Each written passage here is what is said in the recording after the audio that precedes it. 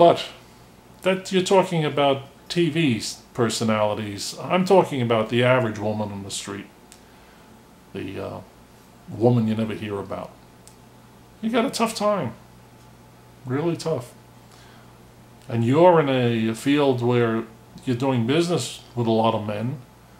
And then the men, they can't oftentimes be fair.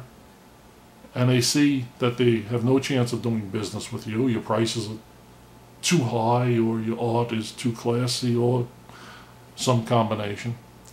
And they know there's no business there, but they want to get into monkey business. So they start wasting your time with bullshit. Let's have a drink and talk about your art some more later. And while I can't do it, my best friend buys your art. He buys it in truckloads. He's got millions of dollars to spend.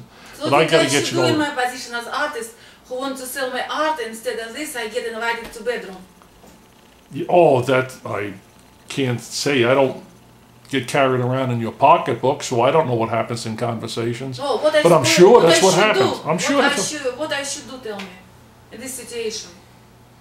Should I carry gun with me, or... In your situation, you should get a very good agent. And your life should be your agent. It's supposed to be male, you think, or woman? That's a good question. I assumed automatically, like the male chauvinist pig that I am, I assumed automatically it would be a male.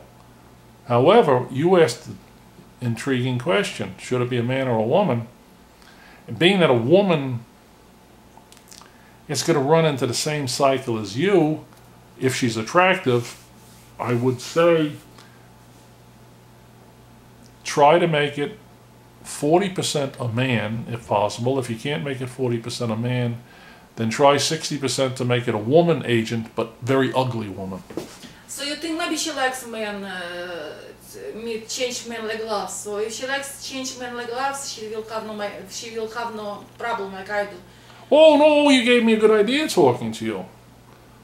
Maybe you should get yourself a very attractive agent who's street smart, and she knows how to separate the bullshit from the reality real quick. And when she does find a man that's money, she gives him a quick little fuck or a blowjob or something, as long as he buys some art.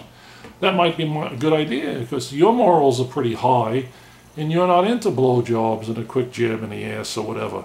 But if you find yourself the right agent, and she likes to get drunk and a little cocaine or whatever else, hey, you don't want her to do that, but if that's her style, that's her private life. That might be good. A good-looking agent that wants to be borderline prostitute, but at the same time classy art, that could be a choice for you.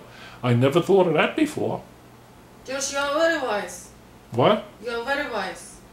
Oh, well, I don't know about that, but I think that would be good for you.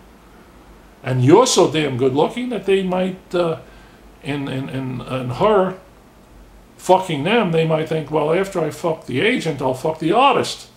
But maybe by them fucking the agent and giving the agent money, which then goes to the artist, maybe you'll fuck this guy real good, because you'll say, hey, enough fucking here, we got to go on to the next sale, and you never even meet the guy. And this guy will be really frustrated, because now he's got your painting, but you've got his money.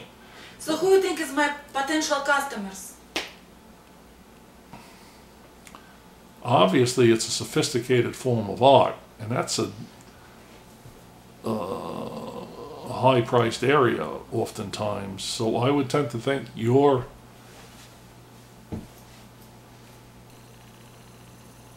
clientele would be high society people. Okay, George, you said you pictured some kind of situation.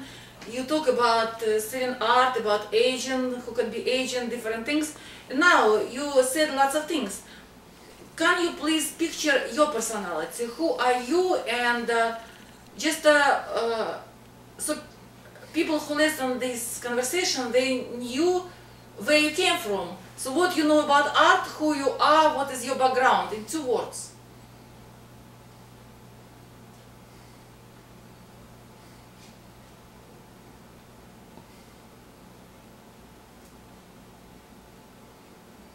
I'm nobody.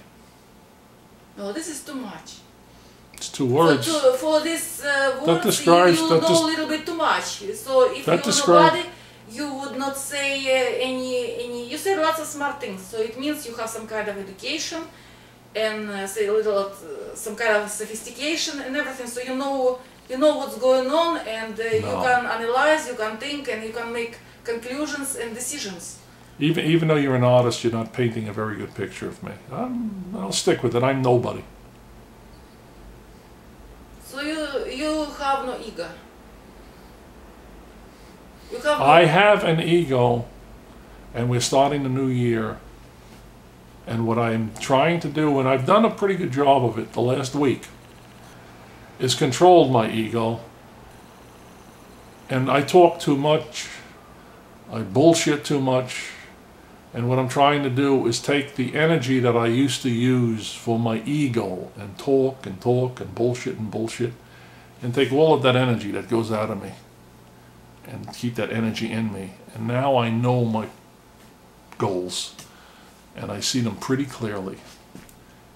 And I want to accomplish my goals. I'll be very happy doing that. I'll be even if I fail.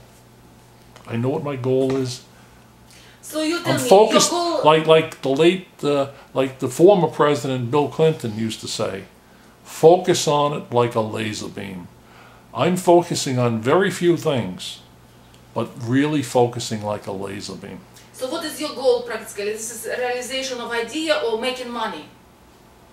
So what is more important for you, money or just some kind of satisfaction that you achieved something like ideas and I don't know, something like that. So practically, I'll give you the answer in percentages. Like most people, I'd like a lot of money. But the money part, I would just like to make enough so that I can have a New York City average lifestyle. New York's a nice place in a lot of ways. Turning that into dollars, if I could get my income to $70,000, $80,000 a year, and that's tax-free because I hope to get into something where I keep my taxes relatively low. That would be the monetary part in regard to your question, which is a small part of my goal. The major part of my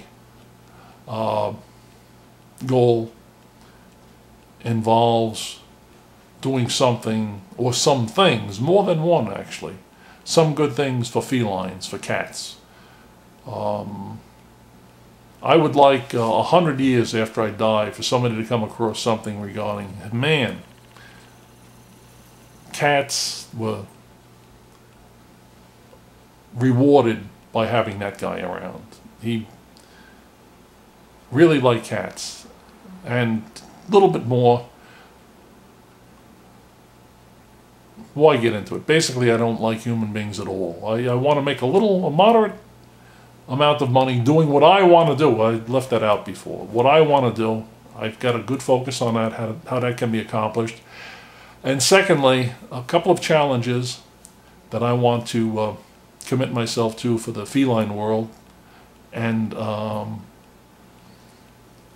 accomplish that. So it's pretty simple, my goals. so George, I wish you Happy New Year and all your dreams come true as soon as possible. Nadia, And everybody else too. I'll say this, Nadia, you're an artist, but you are also an expert in the human emotions. And I know that you haven't had sex in 20 years. I don't know that. I'm believing that you say it. But the way that you're moving your feet right now and the way your lips look so rich and vivacious and your hair is just right and you look like a beautiful intellectual is the way I can describe you. And the planet is lucky to have you here, and I hope the planet will have you here for many more years and you can make your contributions to society, because mankind will definitely benefit by your having been born. And Happy New Year to you too, Ms. Russ.